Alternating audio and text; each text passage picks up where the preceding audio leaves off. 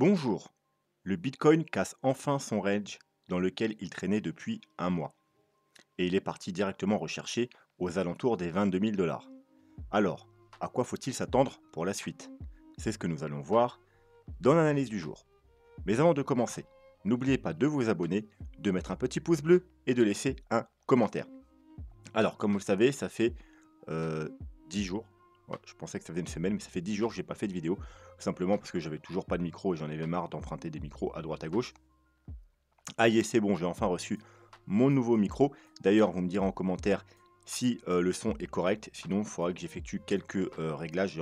J'ai fait aucun réglage, hein, j'ai juste branché et on est parti. Donc dites-moi qu'est-ce que vous pensez du son, si c'est correct, si ça convient. Sinon, aujourd'hui, on va essayer de faire une vidéo pas trop longue, même s'il y a énormément de choses à dire. Du coup, on va essayer de s'en tenir au principal. Et bien entendu, durant le reste de la semaine, on verra tout ce qu'on a à voir en long et en large et en travers sur les cryptos. Voilà, donc sans perdre plus de temps, on va se lancer dans la vidéo du jour. Alors, la dernière vidéo, rappelez-vous, alors pourquoi aussi j'ai pas fait de vidéo depuis 10 jours, c'est parce que tout simplement il se passait rien, hein. Ça faisait déjà 3 semaines qu'on traînait dans le range. Il n'y avait pas eu de changement. On avait vu tous les scénarios possibles les semaines passées, notamment la dernière vidéo, avec un bottom possible entre la mi-juin et la fin juin. Donc si c'est pas déjà fait, allez voir la vidéo. Donc d'après cette théorie, on s'attendait à une baisse supplémentaire et à trouver un bottom vers la mi-juin et la fin juin. On en reparlera bien entendu aujourd'hui ou dans la semaine. Bref, la cryptomap, sans grande surprise, elle est entièrement nappée de rouge, donc avec des chutes de 5 à 20% globalement, et en moyenne, ça tourne autour de 10-15% de chute. Le crypto fear, bon bah ça change pas, hein. Il est toujours dans l'extrême fear, aux alentours des 10, donc il est à 11, donc comme vous savez, il a un jour de retard, donc demain il sera sûrement même beaucoup plus bas. Donc toujours dans une zone d'accumulation pour du long terme. Je vous rappelle, le crypto fear ne donne pas des zones d'achat court terme, c'est des zones d'achat accumulation long terme. Vous voyez qu'ici, on est resté un certain nombre de temps dans l'extrême fear avant d'avoir un réel rebond. Voilà, donc on est toujours dans des potentielles bonnes zones d'achat pour du long terme. Le dollar, eh bien voilà, le dollar, comme je vous avais dit dans les dernières vidéos, il ne faut pas s'enflammer parce qu'on a une petite chute sur le dollar. Nous, ce qu'on voulait, si vraiment on voulait donc effectivement un rebond, ensuite, bien entendu, faire un plus bas et casser ici. Voilà, et seulement là, on aurait eu du coup la tendance qui s'inversait, parce que on avait des plus hauts de plus en plus haut, des plus bas de plus en plus haut. Et là, malheureusement, quand on est arrivé là, on était toujours dans cette tendance haussière. Et moi, je vous avais dit que si vous voulez une tendance baissière, faut donc une plus grosse correction. Il nous faut quelque chose comme ça. Donc, refaire un rebond, rechuter et recasser ce bas là pour avoir un plus haut, plus bas et ensuite un plus bas, plus bas. Et là, du coup, on serait repassé au moins en daily et en weekly, et plus tard weekly, en tendance baissière. Mais tant que c'est pas fait, je vous avais dit que ça peut être simplement une petite correction et il peut aller faire des nouveaux plus hauts. Donc voilà, c'est ce qui est en train de se passer. Vous voyez que là, on est en train de faire un nouveau plus haut. Donc, malheureusement, vu qu'on fait un nouveau plus haut, on aurait fait un léger plus bas ou un double top et on aurait pu repartir à la baisse et du coup nous faire un joli M. Donc là, vu qu'on fait un nouveau plus haut, eh bien on ne pourra pas valider de M. Donc malheureusement maintenant, il nous faudra rechuter, donc maintenant ou un peu plus tard, remonter et encore refaire cette structure qu'on attend pour inverser la tendance. Alors le seul côté positif que je vois actuellement, c'est que on avait des petites divergences daily, mais maintenant on a une grosse divergence weekly. Vous voyez qu'on est en train de faire un plus haut qui n'est potentiellement pas fini, hein, on peut continuer encore à monter, hein, et alors que sur le RSI, on fait clairement pour l'instant un plus bas. Alors divergence potentielle, parce que si le dollar devait vraiment passer bullish et continuer à monter, monter, monter, et que le RSI monter, monter, monter, si le jour où on dépassera ce niveau-là, ça annulera la divergence. Bon, on est encore loin d'annuler la divergence, donc pour l'instant on a juste une grosse divergence potentielle. Donc c'est plutôt bon signe pour les semaines à venir. Ça veut dire qu'on aura peut-être droit enfin à une vraie correction sur le dollar, ce qui sera bien évidemment bénéfique si on a une correction qui dure sur le temps pour les marchés traditionnels et les cryptos. Le Bitcoin, donc on avait donc ce gros niveau, donc le bas du canal, donc on avait tenu depuis décembre-janvier 2021, qu'on a travaillé pendant plus d'un mois, hein. On a travaillé du 10 mai jusque 10 juin, donc un mois pile, tout pile. Voilà, pendant un mois, on a traîné là, hein, grosso modo entre les 28 et les 32 000 dollars. On avait vu également que cette petite figure ressemblait plus, je vous l'avais dit il y a deux ou trois vidéos en arrière, je vous avais montré par rapport au graphique d'accumulation et de redistribution, qu'on était plus vraisemblablement dans une redistribution plutôt qu'une accumulation. Voilà, c'était mon scénario privilégier la redistribution parce que ça ressemblait plus à une redistribution. Donc effectivement, du coup, maintenant, on sait que ce n'était pas une accumulation, mais une redistribution avant d'aller plus bas. Voilà, donc on a cassé. D'ailleurs, il y avait, alors on a cassé du coup ce range. D'ailleurs, il y avait une très bonne opportunité de short que j'ai pas pu saisir parce que je travaille tout simplement. Vous voyez que là ici, on a tenu ce niveau. Donc là, c'est le bas du canal un très long moment. Ensuite, on l'a cassé. Joli pullback. Et là, vous voyez, magnifique opportunité de short. Vous voyez, avec un petit stop au-dessus du dernier plus haut, par exemple. Hein, donc, ça coûtait pas grand-chose. Et voilà. Et là, du coup, hop, un très bon short à prendre. Malheureusement, j'ai pas pu le prendre. Et ensuite, voilà, je ne prends pas un couteau qui tombe. Et dommage, mais voilà, c'est pas grave. Des trades, il y en a régulièrement. Bref, du coup, on en est où en daily? On en est tout simplement qu'on est revenu chercher aux alentours des 22 000 dollars. Donc du coup, maintenant, on va passer en weekly pour voir ce que ça signifie. Alors, avant d'aller voir le graphique, on va bien entendu jeter un coup d'œil au moyenne mobile. Alors là, on est en mensuel, hein. Et comme on l'avait vu de nombreuses fois, on s'attendait à aller rechercher tout simplement ce niveau-là. Pourquoi? Parce que précédemment, que ce soit en mensuel et après en weekly, comme on va le voir, en mensuel, donc on a la belle EMA 21, donc on sait en tendance haussière en général, on tient cette moyenne mobile, et une fois qu'on la casse, il se passe quoi? Tout simplement, on va rechercher la moyenne mobile 50 en orange. Et en général, c'est là qu'on trouve le bottom. On avait fait la même chose ici, on avait tenu la moyenne EMA 21 un certain nombre de temps, et au final, on l'a cassé, on est venu faire quoi? Rechercher la moyenne mobile 50. Alors vous voyez, on n'est pas venu la chercher tout pile poil, hein, mais quasiment, à quelques dollars près. Et ensuite, ici, pareil, au Covid, hop, on l'a cassé, on est revenu chercher la moyenne mobile 50 avec une petite mèche en dessous. Donc, lorsqu'on a cassé ici aux 37 000 dollars, on s'attendait à aller rechercher cette moyenne mobile. Donc là, on y est très proche, on n'y est pas encore, hein. Alors, on n'est pas obligé d'aller la rechercher pile poil, on peut faire comme ici et aller légèrement en dessous, ou on peut la casser et faire une mèche au-dessus. Mais globalement, du coup, dans cette zone-là, il faudra s'attendre potentiellement à trouver un bottom. Alors, vous voyez qu'on peut même aller jusqu'aux 15 000 dollars sans problème avec une mèche, hein. Voire même un peu plus bas, 13 000 12 000 dollars, comme on l'avait vu. On avait un certain nombre de choses ici, donc non seulement vous voyez que là, hop, la clôture mensuelle, 13 600, environ 14 000 dollars, on a un gros niveau, mais également, alors là pour ça, on va passer sur le volume profile.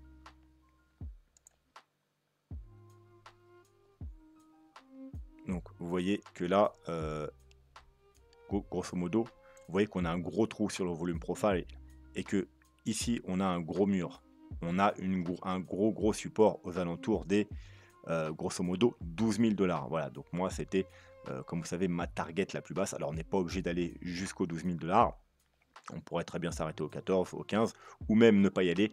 Mais en général, quand il y a des gros trous comme ça sur le volume profile, ils ont tendance à être comblés. Donc maintenant, on va repasser sur les moyennes mobiles en weekly. On va enlever les moyennes mobiles qui ne nous intéressent pas. Voilà.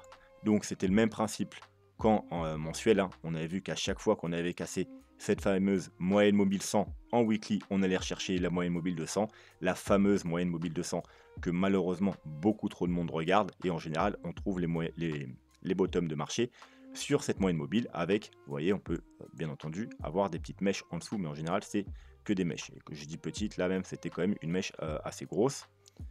Là, on était venu pile poil la rechercher. Et là, en mars, au Covid, on avait fait également une grosse mèche en dessous. Donc, lorsqu'on a cassé ici, pareil, on s'attendait à aller rechercher cette moyenne mobile 200, voire pourquoi pas faire une mèche en dessous pour faire peur aux gens. Parce que, comme vous le savez, moi, depuis plus d'un an, le niveau que je regarde, moi, c'est aux alentours des 21-22 000 dollars. Pourquoi? Il y a pas seulement il y a moyenne mobile, il y a énormément de confluence vers ces niveaux. On le verra un petit peu après avec le graphique. Mais malheureusement, depuis plusieurs semaines, un petit mois, 2 mois, il y a énormément de personnes qui commencent à regarder ce niveau. Et comme vous le savez, quand un niveau est trop regardé, il y a peu de chances que ce soit le bottom. Alors, vous allez me dire, est-ce que c'est possible quand même qu'on bottom ici? Ça va dépendre de deux facteurs. Même si les gens regardent ce niveau, s'ils ont suffisamment peur pour ne pas l'acheter, du coup, c'est possible que malgré tout, ce niveau fasse bottom. Et malheureusement, il faudra également regarder du côté des futurs. Tout simplement parce que ici, là, ceux qui suivent d'ailleurs les vidéos du trône ou d'autres analystes qui font énormément d'order flow, pendant tout le range, il y a eu une accumulation de longues énorme. Donc il y avait beaucoup trop de longues pour être un bottom. Et du coup, bien évidemment, on a été chasser tous ces longues. On a fait en gros un long squeeze. Et du coup, il faudra regarder. Donc là, j'ai pas eu le temps, mais au pire, je pense que demain matin, le trône, il va vous sortir une vidéo avec les updates. Il faudra regarder si les gens sont toujours extrêmement longs sur les futurs. Et s'ils sont toujours extrêmement longs sur les futurs, si les gens pensent qu'on est sur un bottom, eh bien, il y a de fortes chances qu'on aille plus bas. Donc, soit pour faire juste une mèche pour bien faire peur aux gens avant de remonter, ou pourquoi pas même, vu que les gens vont regarder et vont être au courant qu'on peut faire une mèche, peut-être que ce coup-ci, justement, vu qu'il y a beaucoup trop de monde qui suivent les analyses graphiques comparées aux années précédentes, eh bien qu'il faudra s'installer un peu en dessous pour vraiment faire flipper tout le monde avant de remonter. Quoi qu'il en soit, soyez prudents parce que regardez, hop, on va juste prendre hop, les pourcentages. Vous voyez que cette mèche, elle fait quand même hop, 27%. Et cette mèche, elle fait 27%. Ok, donc voilà, vous voyez qu'on peut avoir une mèche quasiment de 30%. Mais on va prendre le chiffre pile. Hein. On va prendre 27%, 27%, 27%. Hop, voilà, 27%, ça nous met à 16 000 dollars. Et si on descend à 30, ça nous met à 15 000 dollars. Donc vous voyez qu'on peut sans problème faire une mèche qui va jusqu'aux 15 000 dollars avant de remonter. Voilà, mais quoi qu'il en soit, on est déjà sur une zone correcte qui pourrait faire bottom, même si malheureusement, je pense que ce ne sera pas le cas. Parce que, comme je vous ai dit, encore une fois, c'est beaucoup trop regardé. Donc, on va enlever les moyennes mobiles pour soulager le graphique. Et on va mettre le graphique de base. Voilà. Donc, pourquoi moi, c'était ma target depuis très très longtemps? Eh bien, tout simplement parce qu'on avait la moyenne mobile. Mais on avait également le bas du rectangle vert, d'ailleurs, qui est même un peu plus bas. Hein. Il est exactement aux 22 200 dollars. Tout simplement parce que, regardez, les bottoms ont toujours été trouvés dans ce rectangle vert. Alors c'est quoi? C'est tout simplement les retracements Fibonacci 0,236 et 0,382 en logarithmique. Donc je vous le fais une fois, mais c'est pareil pour chaque bottom. Donc on prend un bas de marché jusqu'au top. Hop. Alors on va essayer d'être précis.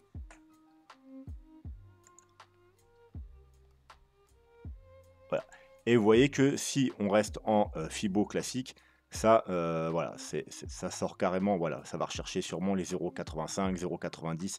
Bref, c'est pas très propre. C'est pourquoi moi, sur les grands time frames comme ça, je préfère mettre mon Fibo en logarithmique. Et vous voyez qu'on a le Fibo 0,236, 0,382, un petit rectangle. Voilà. Eh bien, j'ai tout simplement fait également la même chose pour ici. On a ce rectangle-là. La même chose pour ici. On a ce rectangle-là. Et finalement, la même chose pour ici, on a ce rectangle-là. C'est pour ça que moi, c'était ma target principale depuis assez longtemps, depuis qu'on a fait le top ici. Donc, on peut soit s'arrêter à l'intérieur ou soit aller tout en bas, rechercher les 0,382, comme on l'a fait ici par exemple. Vous voyez, on a cherché pile poil les 0,382. Donc là, on n'est pas encore dessus, mais ça ne saurait tarder. Bien entendu, on peut s'arrêter un petit peu avant. On n'a jamais été en dessous. Donc, est-ce qu'on peut aller un peu en dessous? Oui, pourquoi pas, parce qu'on avait vu également qu'au niveau des pourcentages, on avait eu 94% de retracement la première fois, 87, 84. Alors, ok, ça diminue légèrement, mais pas tant que ça. Et si ça maintient ce rythme de décroissance, on devrait avoir une chute d'environ 79%. Voilà, et les 79%, ça nous met nous, eh bien, on va hop, prendre le top exact. Hop, 79. Voilà, environ, encore une fois, ça nous donne la cible des 14 000 $. Alors, on n'est pas obligé, hein, on pourrait avoir, ça pourrait avoir une chute beaucoup moins importante que précédemment. Mais voilà, si ça s'en tient à ce graphique, on devrait aller rechercher aux alentours des 15 000 $. Sinon, donc je disais, ma target, c'était voilà, non seulement à cause de la moyenne mobile, également à cause des 0,38,2, et également au niveau graphique, vous voyez qu'on a le canal haussier long terme, et donc le bas du canal, c'est la ligne bleue là, donc on est aux alentours actuellement des pareil 20 jusqu'à, ça dépend combien, si ça traîne encore un peu, jusqu'aux 21 000 $, qui concordonnent parfaitement justement avec le 0,38,2. On avait vu également qu'on avait une trendline intermédiaire, vous voyez la trendline rose qui a stoppé les prix ici, ici, ici un certain nombre de temps, avant de casser et d'aller rejoindre la ligne bleue. Ensuite, voilà, support, support, avant d'avoir un gros bull run. On était venu la rechercher ici, un gros rebond, on revient la tester, on casse, on vient rechercher la ligne bleue. Bon, c'était ce qui s'est passé là, donc ici, il fallait être très prudent, je vous avais dit. Voilà, et regardez, vous voyez, elle a joué résistance, résistance, résistance, et on rechute, et potentiellement, on va aller encore une fois, comme précédemment, rechercher cette fameuse ligne bleue aux alentours des 21 000 $.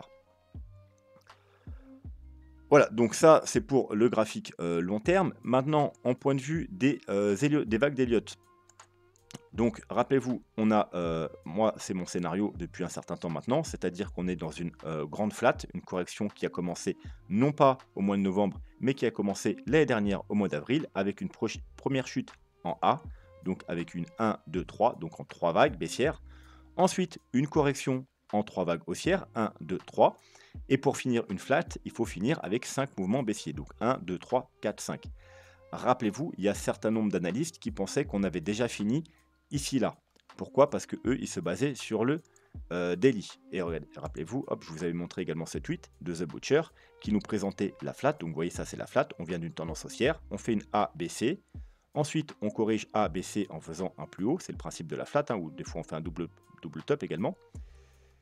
Et ensuite, 1, 2, 3, 4, 5. Voilà. Et il pensait, voilà, avec son décompte, 1, 2, 3, 4, 5. Aïe, on avait trouvé le bottom et on va remonter. Moi, je vous avais dit non. D'ailleurs, j'avais répondu. On sommes probablement plus dans la vague 3. Il nous faut la vague 4 et enfin la vague 5. Voilà. Donc, a priori, eh bien, j'avais raison. Et tout simplement, pourquoi je pensais ça? Parce que c'est une structure beaucoup trop longue pour être validée en daily. Vous voyez, c'est une structure qui dure depuis plus d'un an, donc ça se regarde à grand minima, je vous avais dit, en 3 jours, mais le mieux, c'est encore du daily. Donc, du weekly, excusez-moi. Donc, effectivement, en daily, on pouvait compter une 1, 2, 3, 4 et 5, mais alors, c'était possible, mais très peu probable, j'étais pas convaincu. Moi, j'étais plus convaincu qu'il nous fallait une 3 et une 4. Alors, si maintenant, on passe sur le 3 jours, on peut voir qu'on a bien une vague 1, une vague 2. Donc, on va maintenant placer les choses. Voilà, donc une vague 3, une potentielle vague 4 et une vague 5 qui est en cours. Sur le RSI, on a bien une vague 1, une vague 2, une vague 3, une vague 4, une vague 5. Et pour l'instant, vous voyez, on a une belle divergence. Potentielle, encore une fois. Parce que si on descend beaucoup trop, on pourra annuler la divergence si on passe en dessous le dernier plus bas. Pour l'instant, on a une divergence. Donc, la figure, si on descend pas beaucoup plus bas, ou si on descend plus bas mais on remonte très vite, donc si c'est juste une mèche rapide, parce que je vous rappelle, le RSI tient compte des clôtures, on pourrait effectivement valider cette figure. Maintenant, j'aurais quand même préféré l'avoir en weekly. En 3 jours, c'est pas mal, c'est déjà mieux qu'en daily. En daily, je n'étais pas du tout convaincu. En 3 jours, je suis déjà un peu plus convaincu, mais moi, ce que j'aurais aimé, c'est l'avoir en weekly. Et malheureusement, on peut voir qu'en weekly, que la 4, elle est assez faible. Vous voyez qu'elle n'est même pas représentée sur le RSI. Là, on est plus l'impression qu'on est dans une 1, 2, et qu'on est toujours dans la 3. que là, c'était juste une sous-vague. Voilà, on a plus l'impression. Alors, hop, si ça veut bien s'enlever. Hop, on a plus l'impression qu'on est toujours dans une 3. Là, c'était juste une sous-vague, 1, 2, 3, 4, 5 par exemple. Voilà, on a fait la vague. Et qu'on a besoin, on aura besoin d'une vague 4 et ensuite d'une vague 5. Vous voyez qu'en plus, on n'a pas de divergence. On n'a aucune divergence en weekly. Donc, potentiellement, on va peut-être faire quelque chose comme ça. Donc, 1, 2. Là, on ne devrait pas tarder à trouver la 3, surtout qu'on est en survente en weekly, ce qui arrive extrêmement peu souvent. Donc, ce que j'aimerais bien voir, c'est un rebond weekly. Et ensuite, une vague 5 avec une belle divergence weekly, ce serait magnifique. Hein. Ça arrive extrêmement peu souvent. Déjà même la survente en weekly, vous voyez que ça arrive très peu souvent. Mais voilà, c'est ce que j'aimerais bien voir pour vraiment valider cette flat. Alors après, peut-être que, comme je vous l'ai dit, ça suffira le 3 jours et qu'on a déjà fait la 4 et que là, on est en train de faire tout simplement la 5 et que dans les jours, semaines qui viennent, on va trouver le bas de la 5 et enfin rebondir parce que en 3 jours, on a tout ce qu'il faut, on a les 5 vagues, on a la divergence sur la vague 5 et c'est plutôt pas mal. Voilà, j'aurais préféré le voir en weekly, mais selon, bien entendu, on attendra les confirmations, hein, mais si on a des belles confirmations, eh bien c'est possible que ce soit, la figure soit suffisante en 3 jours. Sinon, en revenant, hop, on va repasser sur le daily. On va s'enlever les graphiques. Voilà. Donc, comme... Alors, en daily, j'ai dit. Voilà. Donc, comme vous le voyez, on a une aussi divergence, une belle divergence daily. Encore une fois, si on descend plus bas, malheureusement, elle sera annulée. Ce qui est dommage.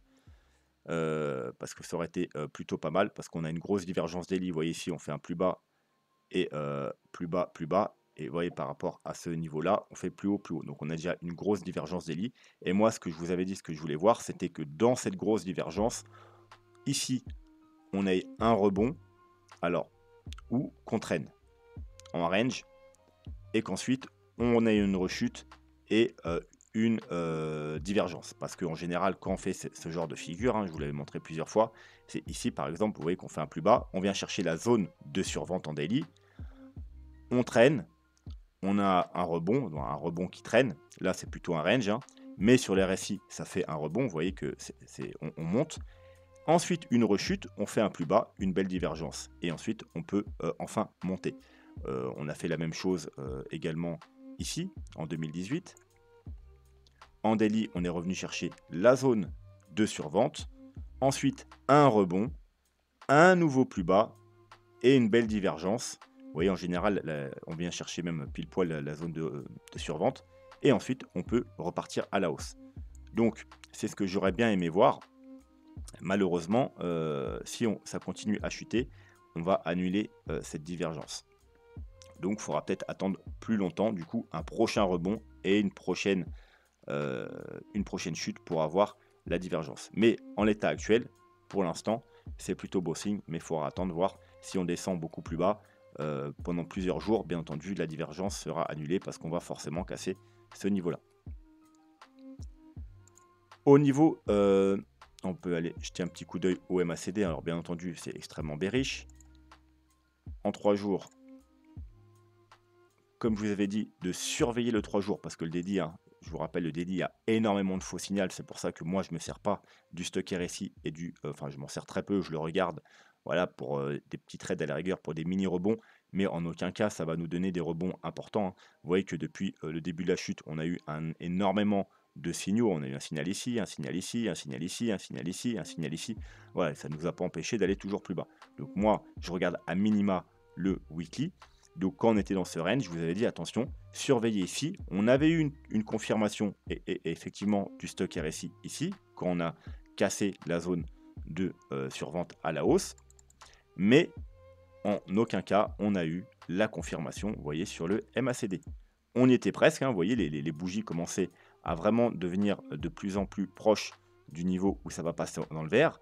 On s'est rapproché fortement, mais on n'a pas eu le croisement, on n'a pas eu les bougies vertes, on n'a pas eu de confirmation. C'est pour ça qu'il faut toujours attendre les confirmations. Et du coup, on fait quoi? Eh bien, on rechute tout simplement. Donc, première chose à surveiller, ce sera bien évidemment quand le MACD et le stock RSI vont passer bullish en 3 jours. Et pour ceux qui veulent vraiment prendre un mouvement beaucoup plus long terme et avoir beaucoup plus de certitude, il faut même attendre le weekly. Voilà, et le weekly, on est encore très loin du compte. Je vais, parce qu'on me l'a demandé, juste jeter un œil sur, alors c'était le Gaussian Channel et le reste des indicateurs, on le verra bien entendu plus tard dans la semaine parce que j'ai envie de garder la vidéo assez courte. Donc on m'a demandé d'aller jeter un coup d'œil au Gaussian Channel tout simplement parce qu'il était passé dans le rouge et on m'a demandé en gros bah, qu'est-ce que ça signifie. Eh bien, vous avez simplement à retourner en arrière et pouvoir que ici ça nous a, vu qu'il était assez jeune, ça ne nous a pas servi à grand chose. On a eu un bottom ici et il est passé rouge après, hein, où on était déjà dans la relance. Ici, sur le bear market de 2014-2015, eh bien, vous voyez que quand il est passé dans le rouge, on a continué à chuter pendant quelques semaines et on a trouvé finalement un bottom. Mais les signaux d'achat, c'était quand on était repassé dans le canal. Vous voyez, premier signal d'achat, première confirmation, dernière confirmation. En gros, si vous voulez faire un petit DCA à la hausse, vous achetez un peu ici, un peu ici, un peu ici, et ensuite, voilà. Théoriquement, c'est plutôt bon signe. Ensuite, là, on est passé dans le rouge, et vous voyez qu'on a continué à chuter pendant une, 2, 3, 4 semaines, allez, un mois, et ensuite, on a trouvé un bottom, et encore une fois, les confirmations, c'est quand on est repassé au-dessus. Donc 1, 2, 3, ça vous fait un prix moyen ici, c'est plutôt pas mal, et ensuite, vous voyez, on a pu monter. Là où on a eu un flash crash, on est retourné en dessous, et bien ça vous permettait encore une fois de racheter un peu ici, un peu ici, un peu ici, et avoir un prix moyen aux alentours des 8 000 $, ce qui est plutôt pas mal vu qu'on est parti chercher les 70 000 $ par la suite. Et encore une fois, en plus, vous voyez qu'on a eu, comme ici, vous voyez, on casse un magnifique pullback, dernière chance, et ensuite, voilà, pareil, là, on a cassé un magnifique pullback, et ensuite, on va to the moon. Donc c'est pareil, techniquement, on a cassé ici. Donc si vraiment on refait, alors on n'a pas beaucoup d'historique, on n'a vraiment que 2 comparaisons, hein. Vous savez que j'aime pas qu'on a que 2 comparaisons, mais c'est toujours mieux que rien. Eh bien, on pourrait chuter encore pendant, du coup, on a dit 2, 3 semaines, 1 mois, 3 semaines, 1 mois. Donc là, ça fait déjà 1-2 semaines. Donc on pourrait encore continuer 2-3 semaines à chuter ou à stabiliser avant d'avoir un rebond. Quoi qu'il en soit, les confirmations se feront, bien entendu, quand on repassera ici, puis ici, puis ici. Donc pour l'instant, il faudra repasser les 34 000, puis les 45 000 et enfin les 50 000, 55 000 $.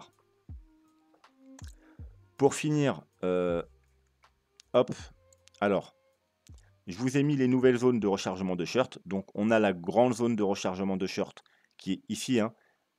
Alors, c'est une zone de rechargement potentielle, hein, bien entendu, parce que je l'ai fait par rapport au bottom actuel. Mais si on va plus bas, il faudra la recalculer. Pour l'instant, elle se situe entre les 51 000 et les 59 000 $. Vous voyez, donc pour espérer vraiment aller to the moon, il faudra casser ici. Bien entendu, on ne va pas attendre d'être ici pour faire des achats. C'est pourquoi on a une plus petite zone de rechargement de short. C'est tout simplement la zone de rechargement de short par rapport au dernier mouvement baissier, donc ce mouvement-là. Et vous voyez qu'en plus, où elle se situe sur le bas de notre canal, donc la grosse résistance. Donc tant qu'on n'a pas recassé ce niveau, il ne faudra pas s'enflammer parce que bien évidemment, on peut très bien avoir un gros rebond, revenir chercher la zone de rechargement de short et en même temps, tout simplement, eh bien, faire un test sur cette énorme résistance, parce que maintenant c'est une énorme résistance, hein. C'est un support qui a tenu pendant 1 an et demi, hein. Vous voyez qu'elle a été testée 1 fois, 2 fois, 3 fois, 4 fois, 5 fois, 6 fois. Là, on l'a travaillé pendant 1 mois, au final, on l'a cassé. Donc maintenant, c'est juste une énorme résistance. Donc on pourrait très bien faire un pullback dans cette zone pour repartir plus bas. Notamment, ce serait potentiellement le scénario, comme je vous ai montré tout à l'heure, Elliott Wave en weekly, avec un rebond et encore une vague baissière. Voilà, quoi qu'il en soit, tant qu'on ne casse pas ce niveau, il ne faut pas s'enflammer. Alors, on regardera bien entendu des niveaux intermédiaires. Donc, pour ça, il suffit d'aller chercher, par exemple, les 0,382. Voilà. Et vous voyez que déjà, dans un premier temps, ce sera les 25 000 $, 25 800 $ à casser pour espérer aller rechercher justement ce niveau. Si on casse les 0,382, en général, quand on casse le premier arrêt, donc les 0,382, on va le plus souvent rechercher justement la zone de rechargement de short. Et là, mon Fibo, il doit être même décalé parce que voilà, je suis toujours en logarithmique. Voilà, ça change pas grand chose vu qu'il y a un petit time frame. Donc voilà, le 0,382, du coup, ils sont aux 26 400 $. Bien entendu, c'est potentiel. Il faudra recalculer si on va un peu plus bas, mais on verra ça, bien entendu, dans les jours suivants.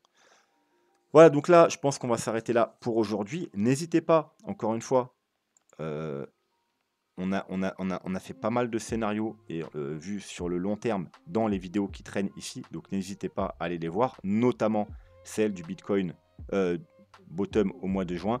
Par rapport aux moyennes mobiles, vous verrez que c'est très intéressant.